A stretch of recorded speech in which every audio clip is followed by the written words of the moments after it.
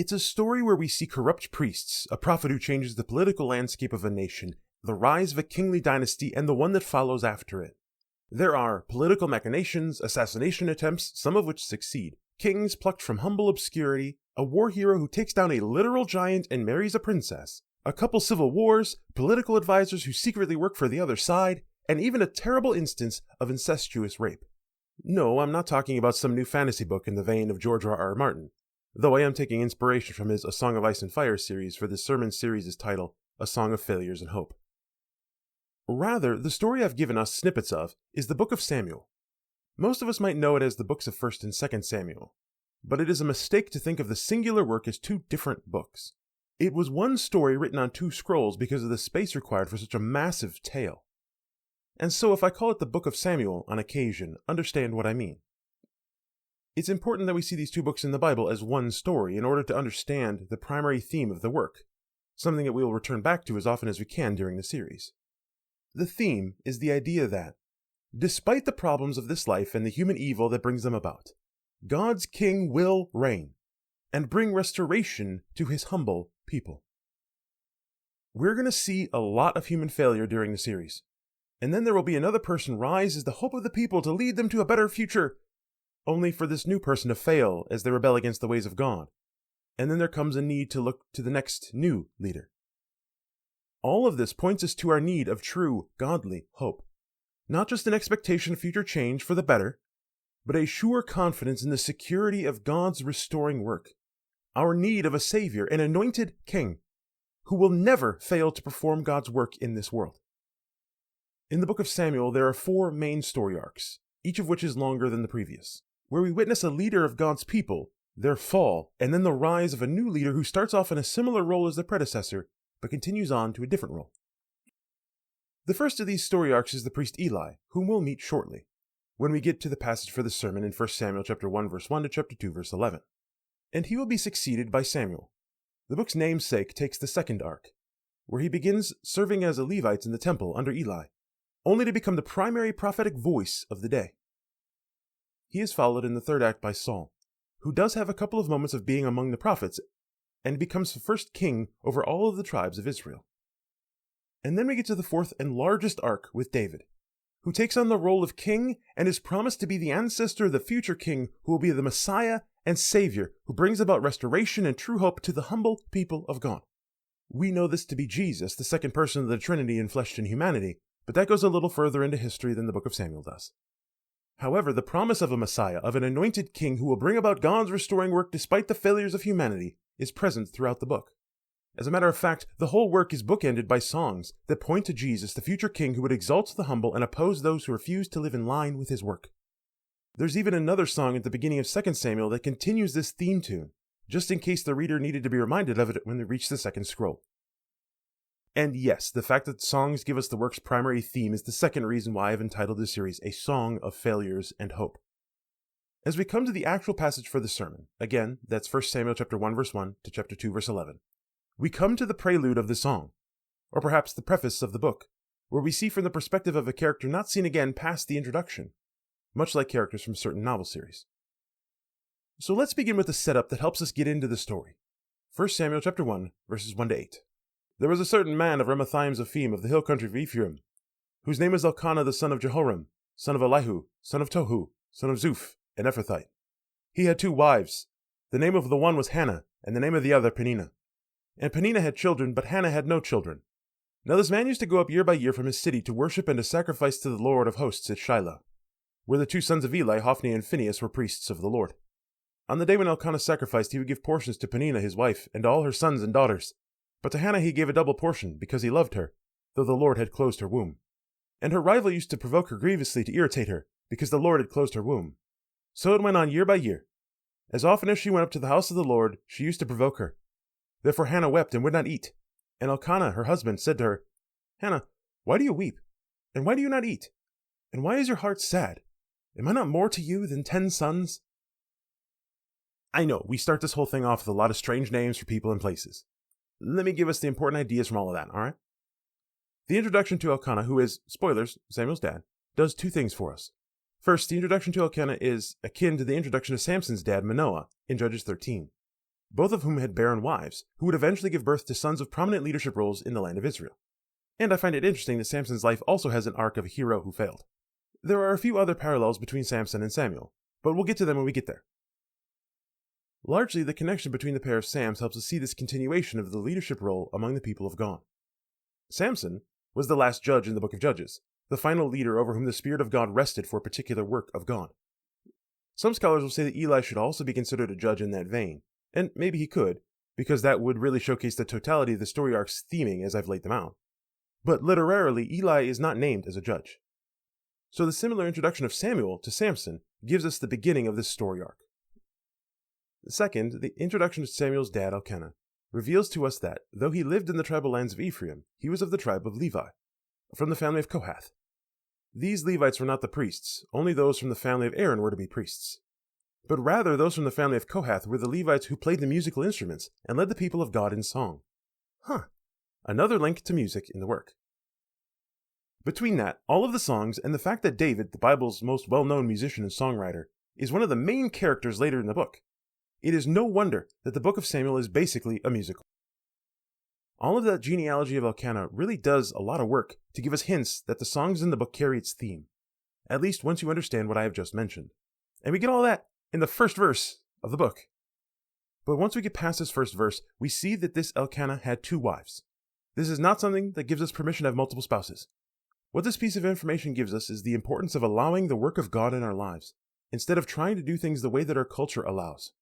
See, the likely reason that Elkanah took Peninnah as wife was because he'd married Hannah, but had found her to be barren. The result of an heir, of children in general, was important to the people of ancient Israel. And so the inability to reproduce made people do desperate things, like take a second wife or a concubine, as we see people such as Abraham, Jacob, and a few others do elsewhere. According to the cultures around Elkanah in Israel, it made sense to make some way to have the desired effect of children happen, even if it went against the ways of God. And also, even if it hurt others at the same time, as we see in the case with Hannah being taunted by Peninnah. The primary theme of the book of Samuel, about letting God do his work in the lives of his humble servants, is on show here, even in this fact that Elkanah married a second wife. Instead of waiting for God to work in his time, and allow Hannah to have children later on when God wanted it to happen, the man took a second wife, who grievously insulted Hannah as often as she could. All because Peninnah couldn't stop bearing children, while Hannah was unable to. And notice that the passage says that it was because God had closed Hannah's womb. He had timing, he had a plan, but it needed to be his time for his reasons, not human machinations. Something that we need to keep in mind for our own lives today. Sometimes God's answer is not yet, and it is our place to wait for him to work instead of doing things our own way, just so that we can get what we know God wants to do just a little bit sooner. It's not going to work out. It's not going to be for our betterment. We see that over and over again in examples from the Bible, and this is one of them. Back in the passage, we see that once a year Elkanah would take his 2 wives and the one woman's children to Shiloh in order to worship God in a special way. The man might not have waited for God's work, but he was still loyal to God. In verse 3, we get an introductory statement to Eli and his sons, Hophni and Phinehas. Let's call the mention of the priestly sons as foreshadowing for the next sermon. But the importance of Eli being there will come up in a little bit. So during these special occasions, Elkanah would take his part of the specific sacrifice that was shared between the priest and the offerer, and then he'd give to Peninnah and her children, but to Hannah he would give a special portion. She was his preferred wife, even if she couldn't bear children. But this special recognition didn't alleviate the despicable prodding of Peninnah against Hannah. In fact, it probably fueled it. Verse 6 uses a term for rival wife that tells us the situation pretty clearly. The 2 women were not on good terms. There is animosity between them. When the verse says that Peninnah grievously irritated Hannah, that word for irritate is literally to thunder against. Peninnah made a large and loud showing of flaunting her children in front of Hannah every second that she possibly could. In that way which families tend to irritate each other at our own special occasions. When one proud person brings up how well they're doing at work when they know that someone else has recently been laid off and been unable to provide for their family as well as they want to. Or when someone can't stop talking about how well their children are doing in school or some sport, when another person's children are struggling in that aspect of life. This is what we're seeing here. Think about it like a Thanksgiving or Christmas dinner, where one person is dealing with terrible depression, and some ridiculously annoying person of a family member won't stop needling them. This is what's going on here. You could almost see the trembling tears building up in Hannah's eyes as she fights them back, refusing to stare at anything other than the special plate made for her, the food that she'd rather throw across the room than eat right now. Year after year this would go on, with other instances of the same thing going on beyond this special occasion, I'm sure. And on top of that, Elkanah says the stupidest things that only a well-meaning but horribly obtuse husband could say. Why don't you eat, Hannah? See, it's the special plate. I made it for you, my favorite wife. Just don't listen to Peninnah. It doesn't matter that you're barren, I still love you. And isn't that worth more than 10 sons? Better than all the heirs that you can't seem to have? It makes me want to say, hey, Elkanah, instead of drawing more attention to Hannah's suffering, maybe you should, I don't know, tell Peninnah to shut up. The problem lies there with wife number 2, whom you just had to have for your heirs. The problem is not with Hannah. And then one year, Hannah had had enough. She couldn't take it anymore. But she didn't go yell and scream at either Peninnah or Elkanah. She did not get violent. She didn't take on the role of one who bestows justice in this unjust situation. Instead of acting like how so many of us would, she shows where her trust and hope truly rests, and runs straight to God. 1 Samuel chapter 1, verses 9 to 19. After they had eaten and drunk in Shiloh, Hannah rose. Now Eli the priest was sitting on the seat beside the doorpost of the temple of the Lord. She was deeply distressed and prayed to the Lord and wept bitterly. And she vowed a vow and said, O Lord of hosts, if you will indeed look on the affliction of your servant and remember me, and not forget your servant, but will give your servant a son, then I will give him to the Lord all the days of his life, and no razor shall touch his head. As she continued praying before the Lord, Eli observed her mouth. Hannah was speaking in her heart, only her lips moved, but her voice was not heard. Therefore Eli took her to be a drunken woman, and Eli said to her, How long will you go on being drunk? Put away your wine from you. But Hannah answered, No, my lord, I am a woman troubled in spirit. I have drunk neither wine nor strong drink, but I have been pouring out my soul before the Lord. Do not regard your servant as a worthless woman, for all along I have been speaking out of my great anxiety and vexation. Then Eli answered, Go in peace, and the God of Israel grant your petition that you have made to him. And she said, Let your servant find favor in your eyes. Then the woman went her way and ate, and her face was no longer sad. They rose early in the morning and worshipped before the Lord.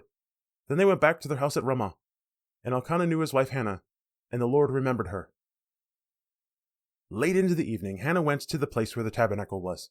She passed Eli, who sat on his own special seat near the entrance, and in her deep distress, she barely noticed the aged priest. His presence was like a speed bump in the narrative on her way to cry out her distress to God. Literally, the word for deeply distressed means bitter of soul. Hannah felt so dejected and unloved that her soul ached.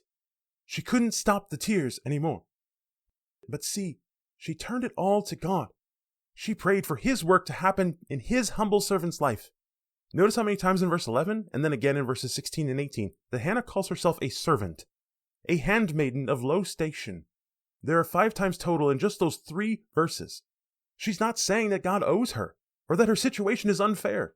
It's not like she's saying, How dare you place this trouble on me, God?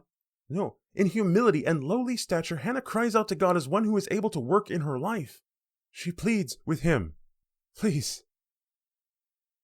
She calls him the Lord of hosts, the God of angel armies, the Almighty One who has command of even the strongest heavenly forces. She lifts him up, exalting his name. Even though he could have opened her womb before this, even though he had yet to hear similar cries from her that flowed out year after year, still she praises him and humbles herself. And she doesn't ask for vengeance, or for Peninnah to just finally shut up, or for Elkanah to finally understand. She just asks for a second of God's attention, for his gaze to fall on this humble servant one time and give her a son that she is even willing to give up so that he can serve that same God. It's not her intention to annoy Peninnah with this child, but to let him do the work of God. Hannah's vow of not letting a razor touch her son's head is similar to the lifelong Nazirite vow that God told Samson's parents to do for him. I told you we'd get back to the connection between the Sams. There were a few more things to the Nazirite vow besides not cutting hair, like not consuming wine or strong drink, but they're probably omitted from the recorded prayer because of the more noticeable aspect of uncut hair he told the vow well enough. Over and over again, Hannah prayed her request to God. But unlike the typical auditory prayers of the day, the woman let her prayers remain in her heart. The only thing was that her lips moved in line with her internal prayers.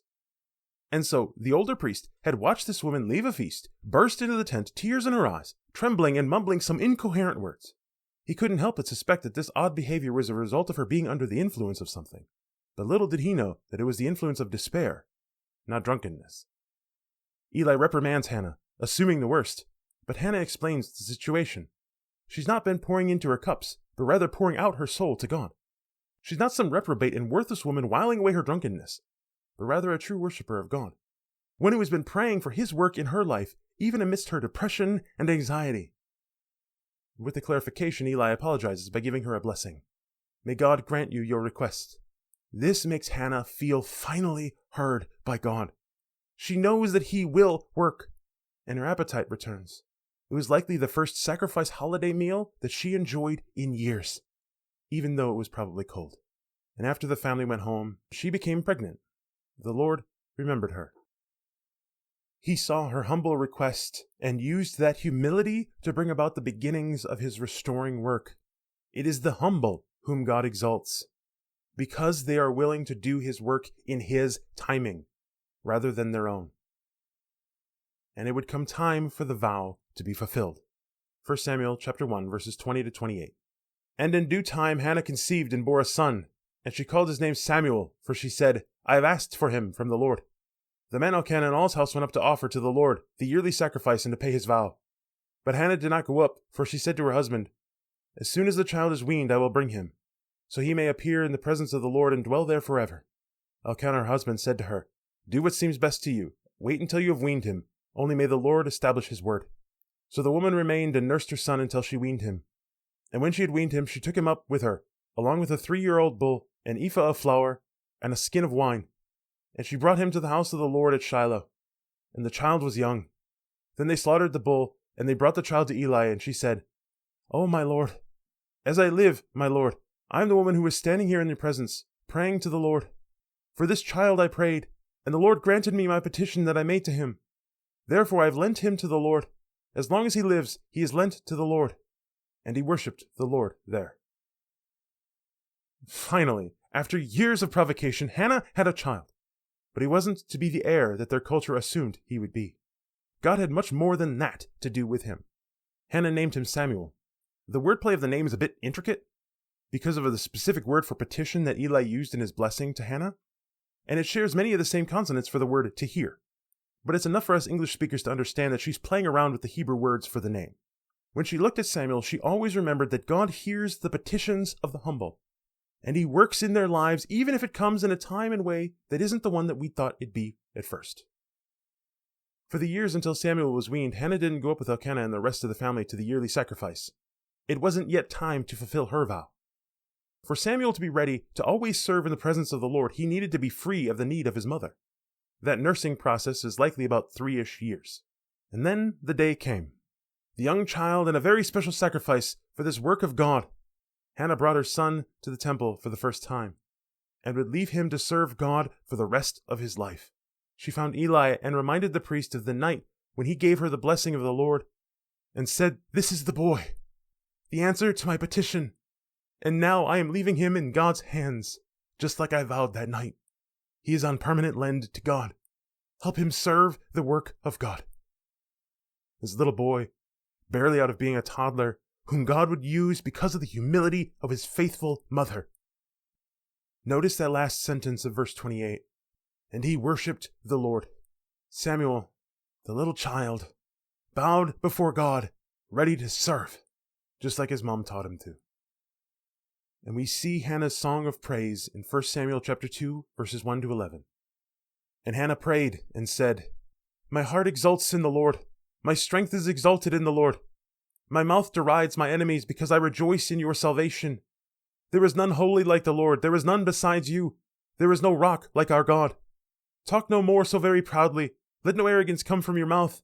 For the Lord is a God of knowledge, and by him actions are weighed. The bows of the mighty are broken, but the feeble bind on strength. Those who were full have hired themselves out for bread, and those who were hungry have ceased to hunger. The barren has borne 7, but she who has many children is forlorn.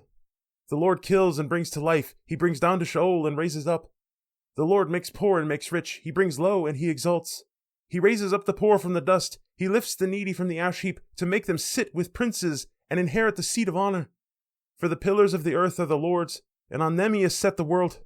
He will guard the feet of his faithful ones, but the wicked shall be cut off in the darkness. For not by might shall a man prevail. The adversaries of the Lord shall be broken to pieces. Against them he will thunder in heaven. The Lord will judge the ends of the earth. He will give strength to his king and exalt the power of his anointed. Then Elkanah went home to Ramah, and the boy ministered to the Lord in the presence of Eli the priest. Hannah sings a prophetic song about God's restoration of his humble followers. She can't help but sing her exaltation. The praise lifts her voice, even as she lifts up the name of Yahweh for his work. Her heart bubbles over in joy for the work of God, his work of bringing justice to her in this situation. Justice not brought about by the hand of a human being, not by Hannah herself. She waited for God's timing to bring about his justice, and he did. And this leads her to praise him. And now, finally justified in front of God and all the world, she's smiling ear to ear. When 1 Samuel chapter 2 verse 1 shows her say, "My mouth derides my enemies," it literally says, "My mouth is wide against my enemies." It's that vindicated smile, that shout for joy when an antagonist has had their comeuppance. And we all know that this wide smile is pointed at Peninnah. Hannah didn't have to do a single thing to her rival wife for God to give her the victory in this situation. It was the work of God, the help, the salvation from him that leads her to this rejoicing moment of vindication. The work of God and the timing of God for good in the life of his humble servant. And see how the exaltation of a humble woman moves her to aim that exaltation back to God. There is no God like him, none able to do such great things, none so willing to look at the humble cries of his servants and then work his restoration in their lives, even as the deeds of evil are brought low. In verse 3, she tells the proud to shut up and let the arrogant shut their mouths. They are nothing in comparison to God. He knows their works, their deeds. He knows how they love to sting the humble. But justice will ultimately come for their evil deeds. God's work will not be undone. Human machinations will do nothing when they go against his plans. When God is at work, nothing can stop him. The might of an army will be broken at his whims, and the weak will be made strong. Those who made themselves full off of the toil of others will come to see the hunger they inflicted, and the hungry will find their fill in the God who restores. The barren will bear the perfect family, and the one with many children will shrivel up and dry out. This is the type of God we serve, one who will bring true justice to his humble servants, not those who seek vengeance on their own, not those who plot and scheme for things to go their way. That path leads to evil. It is only when the humble servants of God allow his good work in their lives to happen in his timing that salvation and restoration will find their fulfillment. We see the role of God as primary agent of vengeance in verses 6 to 10. It is the Lord that kills. He holds the sword of justice and the power of resurrection. He makes poor and rich for his purposes. He alone brings low and exalts. It's not anything that we humans have done, not when it comes to ultimate justice. God alone is able to take the lowly and needy and raise them up, make them princes and people of honor. The reason for this is because he made the world. He designed it all. He alone has the right as creator.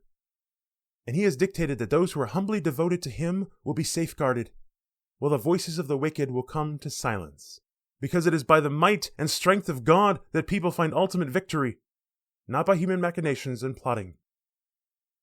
Those who place themselves as the enemies of God by not working towards his ends, in his way and his timing, will find themselves shattered to bits, and God will thunder against them. Remember that thundering which Peninnah did against Hannah in the introduction? Well, it returns here, but not from the mouth of Hannah against Peninnah, rather from God against all who oppose him. This reversal of fortune does not give us the right to pay back those who wronged us, because we didn't do the work. God did. So it is his place to thunder his work against them. The humble allow God to bring vengeance against the wicked rather than make it happen themselves, which would only reveal the person themselves to be wicked. Yahweh is judge, not us. And he will bring about restoration through the king he raises, through the power of his anointed one, his Messiah. Up until this point in Israel history, there had been no king, no true king over all the tribes. But one would soon come. And though many might seek justice through that king, he too would fail. and so would the next, and the next, and the next. But in Jesus, in the seed of David, we find the King, the Messiah who restores the fortunes of his humble servants. After Hannah sings forth this song of prophetic praise, we see the family return home, and Samuel remained to serve this God in his work. Despite the problems of this life and the human evil that brings them about, God's King will reign and bring restoration to his humble people. This is not a promise that will always get our way. Our plots and plans will fail unless they align with the will of God, in the timing of God. But if we are humble and serve his will, and do it the way he has called us to, the time will come when he will exalt the humble.